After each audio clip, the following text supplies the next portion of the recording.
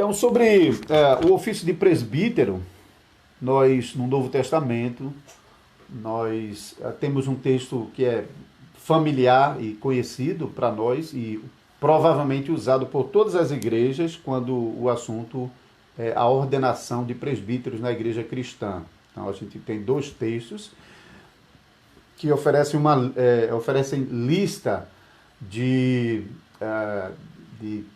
critérios, hein, de capacidades que esses homens devem apresentar diante da igreja antes de serem instalados no cargo de presbítero da congregação.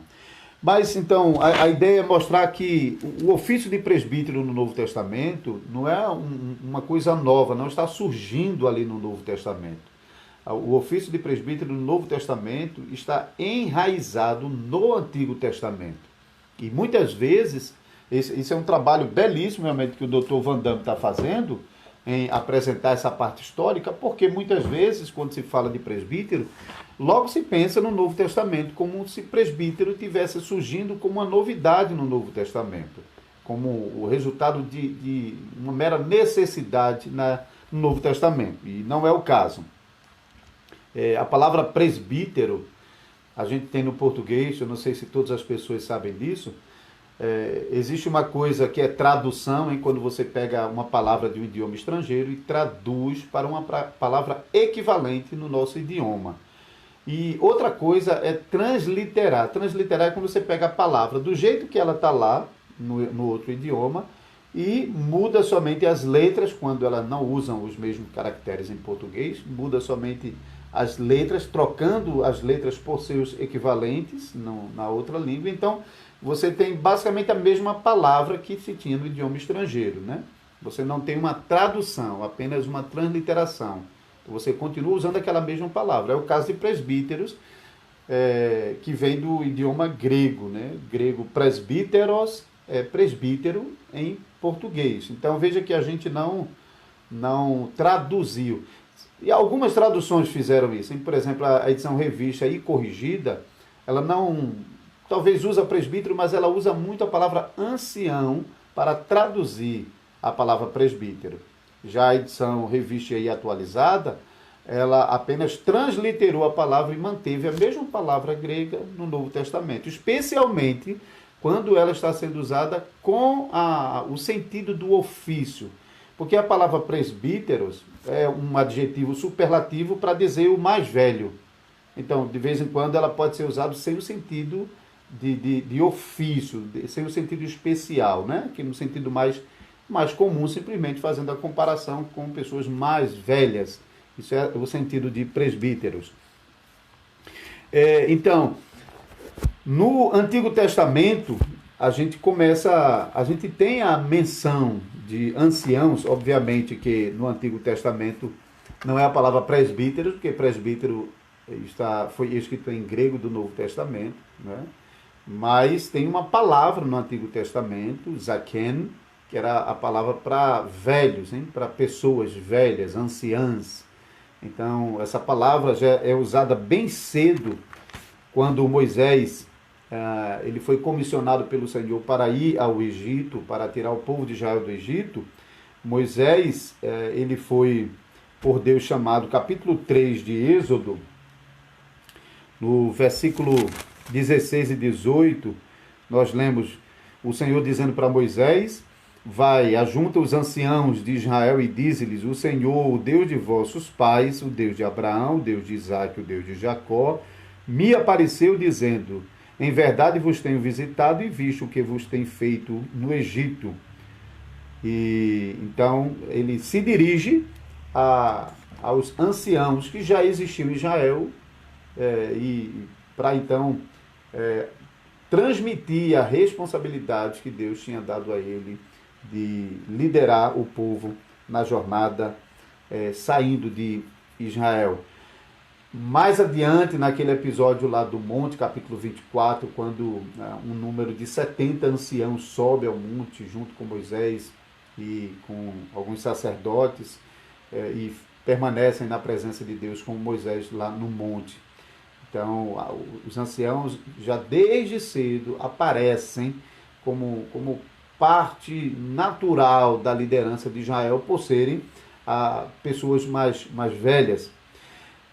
Então, essa liderança natural, né, o fato de que eles eram as pessoas mais maduras, por exemplo, foi escolhido mais adiante pelo próprio Deus, para que eles fossem os representantes de Deus, justamente porque, como pessoas mais idosas, eles tinham mais experiências para lidar com o povo. Deuteronômio, capítulo 27, essas referências eu estou tirando basicamente do livro do Dr. Van Damme, no capítulo 27, versículo 1, diz assim: Moisés e os anciãos de Israel deram ordem ao povo, dizendo: guarda todos esses mandamentos que hoje te ordeno.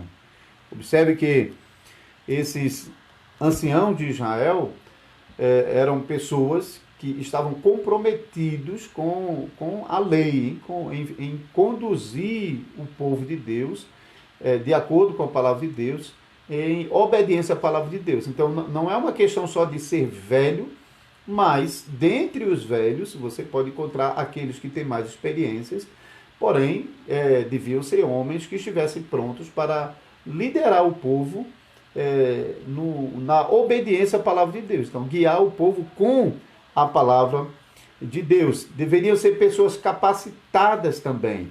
Lembre-se, lá em Números 11, depois da murmuração dos israelitas, Moisés ele reconhece que é uma tarefa muito pesada para ele conduzir o povo sozinho. E Deus então, a partir do versículo 16, disse o Senhor a Moisés: ajunta-me 70 anciãos dos filhos de Israel, que sabem serem anciãos e superintendentes do povo, e o trarás perante toda a congregação para que assistam ali contigo. Então, esse versículo é importante porque mostra que Deus está dando direção a Moisés para que ele possa buscar um apoio dos anciãos a fim de diminuir o peso do seu encargo, mas ao mesmo tempo deveria ser anciãos que ele conhecesse, que fossem capazes de liderar o povo, porque já lideravam as suas próprias casas. E mais adiante, lembre-se, lá já havia acontecido em Êxodo capítulo 18, quando Moisés, na caminhada pelo deserto, teve dificuldade de conduzir o povo, o próprio sogro de Moisés recomendou que ele separasse líderes do povo para que julgasse as causas do povo, as causas menores, e isso não ficasse totalmente sobre os ombros de Moisés. Esse aspecto, inclusive, de juízes, é um aspecto importante, porque o que nós estamos vendo por esses textos no Antigo Testamento, a função fundamental desses presbíteros, desses anciãos do Antigo Testamento, era o governo sobre o povo e o julgamento das causas do povo. Lembram-se daquele episódio de Boaz, em Ruth, capítulo 4, né, quando Boaz está procurando os juízes para consolidar o acordo para assumir o levirato sobre Ruth. Então, Boaz, no capítulo 4, onde Boaz foi para procurar a liderança de Israel para confirmar, então, o seu direito, porque tinha um antecessor, né, que tinha mais direito que ele. Então, capítulo 4 de Ruth, versículo 1, Boaz subiu à porta da cidade e assentou-se ali. E eis que o resgatador de que Boaz havia falado ia passando, então lhe disse: ó, fulano, chega-te para aqui e apresenta-te. E ele se virou e se assentou. Então Boaz tomou 10 homens dos anciãos da cidade e disse: assentai-vos aqui. E assentaram-se. Então, não vou continuar lendo, porque o texto vocês já conhecem, e o ponto que eu quero trazer é que, então, no Antigo Testamento, os anciãos, eles estavam ligados com sua própria cidade. Então, para cada cidade, na entrada da cidade, os anciãos ficavam se revezando ali para lidar com as causas do povo. Então Boaz, chegando à porta da cidade, separou 10 dos anciãos que estavam lá, e para que pudesse lidar com a causa deles. Então, eles estavam dedicados a uma cidade específica e lidava com as causas do povo, julgando. Lembre-se também que, assim como os sacerdotes, né, tinham o encargo de julgar o povo, também anciãos tinham esse encargo. Inclusive, os anciãos já existiam antes dos sacerdotes serem nomeados. Então, os anciãos eram representantes de Deus, os anciãos eram homens capazes de liderar, os anciãos eram homens comprometidos com a lei para que pudessem conduzir o povo com a palavra de Deus, os anciãos eram líderes natural, que iam brotando do meio do próprio povo, não eram profissionais contratados, e que estavam destinados à sua própria cidade. Em cada cidade, então, tinha aquele grupo de anciãos. Quando a gente chega no período do Novo Testamento, é interessante, porque a gente só vai ler sobre as primeiras ordenações de presbíteros no capítulo 14 de Atos dos Apóstolos. Então, eu já estou considerando aqui que no período de Jesus, a palavra anciãos aparece ali para falar sobre pessoas idosas, mas não como aquele encargo de presbítero que a gente vai ver na igreja. Agora, fazendo essa ligação com a igreja de Cristo, os anciãos aparecem na igreja. Então, lembre-se, a igreja cristã, ela surge num ambiente judaico, herdando do judaísmo.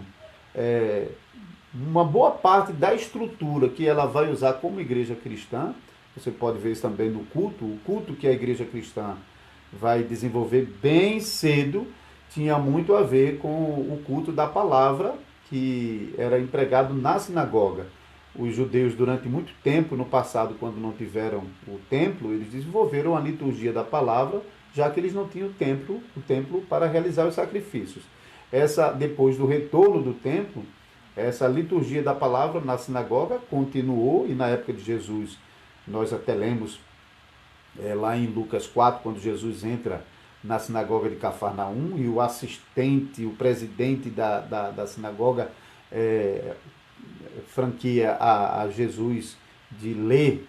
Paulo, a mesma coisa quando ele chega em Tessalônica e entra em Tessalônica, ele recebe o direito de falar daqueles que estavam liderando. Então,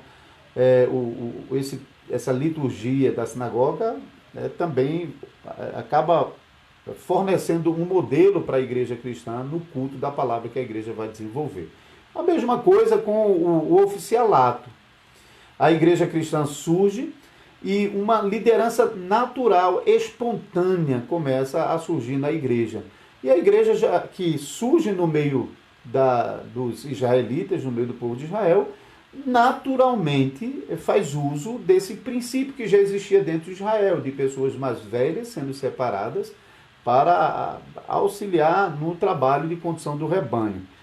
Mas como ordenação, só no capítulo 14. Mas, se você tiver com sua Bíblia em mãos, já no capítulo 11 de Atos dos Apóstolos, 11:30, já tem a primeira menção, sem ter mencionado eleição, separação, ordenação de presbíteros, mas ele já aparece aqui no capítulo 11, versículo 30, quando a igreja está enviando donativos para os apóstolos, fizeram pela mão dos anciãos, dos presbíteros. Então, versículo 30 desse capítulo 11 de Atos, 29, hein?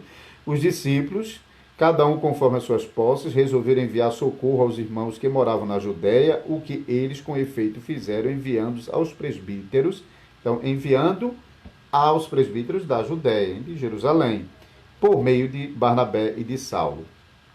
Então, a primeira menção aqui dos anciãos no contexto da igreja cristã, espontaneamente. Então, eles aparecem aqui. É possível que tenha havido ordenação, mas considerando que era a igreja de Jerusalém, a igreja que já surge no contexto judaico, todo mundo, os primeiros cristãos eram judeus e eles já viviam dentro dessa estrutura. Naturalmente, as pessoas mais velhas da igreja acabaram servindo as pessoas mais velhas da igreja e que também tinham certas qualificações, como a gente já viu aqui, eles foram aproveitados no auxílio à liderança do povo. Porém, cada vez mais, a presença dos presbíteros na igreja se tornou uma necessidade. Então, especialmente quando a igreja cristã sai do contexto de Jerusalém, que era uma igreja basicamente de herança judaica, e começa a se espalhar pelo mundo gentio. Então, Antioquia e por aí vai. O apóstolo Paulo, quando está na sua viagem missionária, capítulo 14 de Atos dos Apóstolos, versículos 21 e em diante aqui, Atos 14, versículo 21. E tendo anunciado o evangelho naquela cidade e feito muitos discípulos, voltaram para Listra, Icônio e Antioquia, fortalecendo a alma dos discípulos, exortando-os a permanecer firmes na fé e mostrando que, através de muitas tribulações, nos importa entrar no reino de Deus, e promovendo-lhes em cada igreja a eleição de presbíteros. Depois de orar com Jesus, os recomendaram ao Senhor em que haviam crido. Então, promovendo a eleição de presbíteros. Paulo agora está em cidades gentílicas, geralmente igrejas mistas de judeus e gentios, mas em alguns desses casos, predominantemente de gentios, já que realmente estavam em cidades que de vez em quando nem havia sinagoga de judeus. Então, nessa cidade de gentios, o apóstolo Paulo, então, promove a eleição ou a escolha de presbíteros. Então, eles estão conduzindo esse processo. Eles já haviam estabelecido um princípio anteriormente, os apóstolos em Jerusalém, quando eles escolheram os diáconos, eles pediram que a própria congregação separasse homens do meio deles mesmo, que tivessem as qualificações. A gente fez isso lá em Atos capítulo 6, versículo 3, homens que fossem de boa reputação, cheios do Espírito Santo, que pudessem se dedicar ao trabalho diaconal. Então, esses princípios, eles estão sendo ampliados e aplicados na escolha de novos homens, agora para o ofício de presbítero, para governar as igrejas que haviam sido fundadas em outros momentos pela pregação apostólica, mas que precisava de liderança local, porque os apóstolos estavam num trabalho itinerante e eles não poderiam dar conta da igreja. Então, eles proclamavam o evangelho, almas se convertiam, mas lideranças locais precisavam ser estabelecidas para pastorear esse rebanho que estava cada vez mais crescendo, hein? Ainda em Jerusalém, o capítulo 15 também mostra quando houve aquela dissensão entre Jerusalém e Antioquia envia Paulo e Barnabé como seus representantes para tratar os assuntos com os presbíteros e apóstolos em Jerusalém. E a gente pode ver isso aqui em Atos capítulo 15.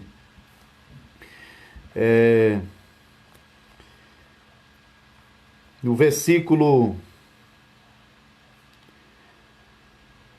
Já no versículo 3, então, olha, enviados, pois, de até certo ponto acompanhado pela igreja, atravessaram a província da Fenícia, Samaria, narrando a conversão dos gentios, e causaram grande alegria a todos os irmãos. E tendo eles chegado a Jerusalém, foram bem recebidos pela igreja, pelos apóstolos e pelos presbíteros. Então, os apóstolos ainda estavam basicamente em Jerusalém. O texto não menciona todos, menciona Pedro e menciona Tiago, mas não menciona se outros dos apóstolos estavam nessa reunião, mas sim apóstolos e tinha os presbíteros da igreja. Então, observe que alguns princípios a gente já começa a ver aqui. O princípio de que os presbíteros, eles são da igreja, eles não são presbíteros itinerantes, mas eles são os presbíteros de Jerusalém, assim como em Antioquia tinha lá os seus presbíteros que se dirigiram com Paulo e Barnabé e os enviaram para Jerusalém para tratar esse assunto. Então, esse é um princípio importante que já vem do Antigo Testamento. Eles estão ligados à sua própria comunidade, à sua própria cidade, à sua própria paróquia, à sua própria igreja. E o apóstolo Paulo, mais adiante, só um minutinho aqui, tá? Ok. O carregador ali ia deixar descarregar o notebook. Então, o apóstolo Paulo, ele, na última viagem missionária, no capítulo 20 já de Atos, ele está retornando para Jerusalém, e então ele quer dirigir as últimas palavras aos presbíteros de Éfeso. Ele para na cidade seguinte a Éfeso, a cidade de Mileto. Ele propositadamente não quis parar em Éfeso, porque Paulo passou um bom tempo pregando o evangelho em Éfeso, tinha laços muito fortes, e ele queria chegar em Jerusalém a tempo de celebrar a festa, e ele não queria perder muito tempo, então ele não quis entrar em Éfeso, preferiu parar na cidade vizinha e chamar os presbíteros de Éfeso para ter essa última conversa. Você pode notar isso no capítulo 20 de Atos, versículo 17, de Mileto mandou a Éfeso chamar os presbíteros da igreja. E ele começa agora, na reunião com esses presbíteros, dirigir-lhes a palavra. E um versículo que eu quero usar aqui é o versículo 28. Atendei por vós e por todo o rebanho, sobre o qual o Espírito Santo vos constituiu bispos, para pastoreardes a igreja de Deus, a qual ele comprou com seu próprio sangue. Então, existia já agora um grupo de presbíteros em Éfeso. Não sabemos quantos presbíteros, mas o que é importante aqui é que tanto no texto de Atos 14, 23, Paulo e Barnabé estão promovendo a eleição de presbíteros em cada igreja. Aqui também, Atos 20, ele manda chamar os presbíteros de Éfeso. Em Filipenses, Paulo, quando escreveu a carta aos Filipenses, ele saúda Paulo e Timóteo, servos de Cristo Jesus, a todos os santos em Cristo Jesus, inclusive bispos e diáconos que vivem em Filipos.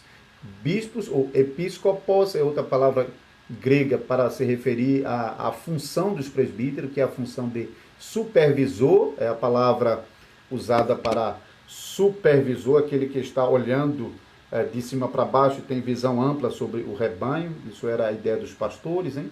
E agora aplicado aos presbíteros, aqueles que governam a igreja devem ter uma visão sobre o rebanho. Então, por isso eles são chamados de episcopos, supervisores. Então, aqui também, presbíteros em Filipos. Então, essa pluralidade de presbíteros também é de acordo com o modelo herdado desde o Antigo Testamento, porque eram presbíteros, eram anciãos que estavam em cada cidade, participando do governo e do julgamento das causas do povo. Lembre-se daquele episódio lá de Ruth, que Boaz separa 10 dos anciãos que estavam na porta da cidade. Então, e aqui várias vezes estamos vendo que presbíteros estão sendo separados para o trabalho na igreja cristã. Então, esse é outro princípio importante. Ainda um princípio que agora talvez dentro... é uma coisa nova dentro do ofício de presbítero, é uma divisão de tarefas dentro desse ofício de presbítero, né? Que nós lemos sobre isso em 1 Timóteo, no capítulo 3, capítulo 5, melhor dizendo, versículo 17, você já conhece esse texto. Devem ser considerados merecedores de dobrados honorários os presbíteros que presidem bem, com especialidade os que se afadigam na palavra e no ensino. Então, dentro do ofício de presbítero, aconteceu que alguns presbíteros foram separados particularmente para o ministério da palavra, para o ministério da proclamação. Esse termo, ministro da palavra, que nós usamos muito nas igrejas reformadas, não é uma invenção das igrejas reformadas, nós tiramos isso da palavra de Deus, está no Evangelho de Lucas. Quando Lucas estava empreendendo a sua pesquisa, ele submetia essa pesquisa àqueles que eram apóstolos de Cristo e que eram os ministros da palavra, hein? Lucas capítulo 1, visto que muito houve que empreenderam uma narração coordenada dos fatos que entre nós se realizaram, conforme nos transmitiram, o que desde o princípio foram deles testemunhas oculares e ministros da palavra. Paulo usa a expressão também ministro de Deus, ministro de Cristo, né? São os embaixadores, aqueles que têm o encargo de transmitirem a voz de Deus como profetas faziam no Antigo Testamento e também como os sacerdotes faziam na instrução da lei. Então, os profetas do Novo Testamento, no primeiro momento, houveram profetas que receberam dons especiais para interpretar a escritura do Antigo Testamento no contexto da igreja, quando não tinha escritura ainda completa, né? Mas os profetas hoje é como Richard Baxter, naquele livro, Richard Baxter, naquele sobre profecia, hein? Agora, esqueci agora o título, que coloca realmente a profecia como um ministério do pastor no púlpito. E o pastor, nesse sentido, ele é um profeta, ele não recebe nenhuma revelação nova, mas ele tem o encargo de transmitir ao povo a palavra de Deus. Então, o profeta no púlpito está entre o povo e a palavra. Então, ele vai soprar a palavra para o povo. Isso é o ministério profético. Então, nós estamos vendo que dentro do ofício de presbítero, está criando uma divisão. Essa divisão ela é conhecida no sistema presbiteriano como presbítero docente e presbítero regente, né? O presbítero docente é aquele que está ligado com o ensino e pregação, e o presbítero regente é aquele que participa do governo geral da igreja. No sistema reformado continental, ele já atribuiu como ofícios cada um, mas basicamente a mesma coisa nas igrejas reformadas. Não se assuste se você ouvir alguém chamando um pastor de presbítero, e não se assuste se você ouvir alguém chamando um presbítero de pastor, porque entendemos que todos os presbíteros são pastores, junto com o ministro da palavra, que também é um pastor. Então, eles compartilham o pastoreamento da igreja, embora uns na área de governo e outros na área do ministério da palavra. Usualmente, tanto nas igrejas presbiterianas como nas igrejas reformadas e em outras igrejas, especialmente de tradição reformada, convencionou-se chamar o ministro de pastor e não os presbíteros, mas de fato eles estão juntos dentro do pastoreamento do rebanho, conforme nós lemos lá em Atos, no capítulo 20, versículo 28, né? Os presbíteros de Éfeso devem pastorear o rebanho de Deus. Deus coloca ele como bispos, né? Como nós lemos também em 1 Timóteo capítulo 3, aquele que deseja o episcopado, boa coisa deseja. Então, na época da reforma, que eu estou vendo aqui que o tempo já está caminhando para o fim, tudo é muito rápido aqui, e eu não quero passar demais do horário. Então, no período depois dos apóstolos, houve um declínio sobre o ministério presbiteral, e então houve um problema de os presbíteros sendo reduzidos a um em cada igreja, hein? O bispo, aquele que ficou conhecido como o bispo da igreja, ele teve a tendência dele ficar só como vigário de Cristo, como representante de Cristo. Isso alterou o ofício de presbítero, reduziu o ofício de presbítero, separou bispo de presbítero. Então, esse ofício sofreu deformação, transformando uns em servos do outro, o bispo superior ao presbítero. O presbítero já não realizava o seu trabalho como biblicamente estava estabelecido. E então essa corrupção no ofício de presbítero, que praticamente já não existia mais no período medieval, ou reduzido a assistente do bispo, como também era o caso dos diáconos. Quando chega no período da reforma, a reforma está recuperando esses ofícios, particularmente Calvino. Em Genebra, Calvino está sistematizando. É bem verdade que ele chegou ao ponto de falar sobre 4 ofícios, hein, porque ele entendeu aquele texto de Efésios 4, versículo 11, quando fala sobre pastores e mestres como sendo 2 coisas separadas, o pastor e o mestre. Então, o pastor pregava, o mestre ensinava, e até na Holanda, durante muito tempo, a Holanda manteve os 4 ofícios, e então o mestre ia para o seminário dar aula e o pastor ia para o púlpito. Mas, com o passar do tempo, a igreja reconheceu que essas duas funções estavam dentro do ofício de ministro da palavra. Eram os ministros que tinham a incumbência de transmitir o conteúdo, o conhecimento para outras pessoas, mas também era ele que tinha de proclamar o evangelho no culto da igreja cristã. Então, com o passar do tempo, isso foi ajustado, e não seguimos Calvino nesse aspecto dos 4 ofícios. Então, a partir de Calvino, os ofícios foram sendo novamente restabelecidos, diáconos, presbíteros, ministros da palavra, cada um em seu próprio ofício, seu próprio encargo, cada um recebendo a honra de Deus pelo seu serviço, cada um sendo chamado diretamente por Deus, portanto, um não está subordinado ao outro, mas ao lado do outro. Há uma expressão latina, talvez você já ouviu, primus inter pares, para se referir ao pastor como primus, como primeiro entre pares, entre iguais, por uma razão óbvia. Um trabalho se inicia em uma nova região por meio da pregação do evangelho. Os apóstolos saíam e pregavam, pessoas criam, se juntavam. Agora a necessidade de uma organização estabelece presbíteros e diáconos. Então, os presbíteros e diáconos vêm depois pela natureza do trabalho. O trabalho começa com a proclamação do evangelho.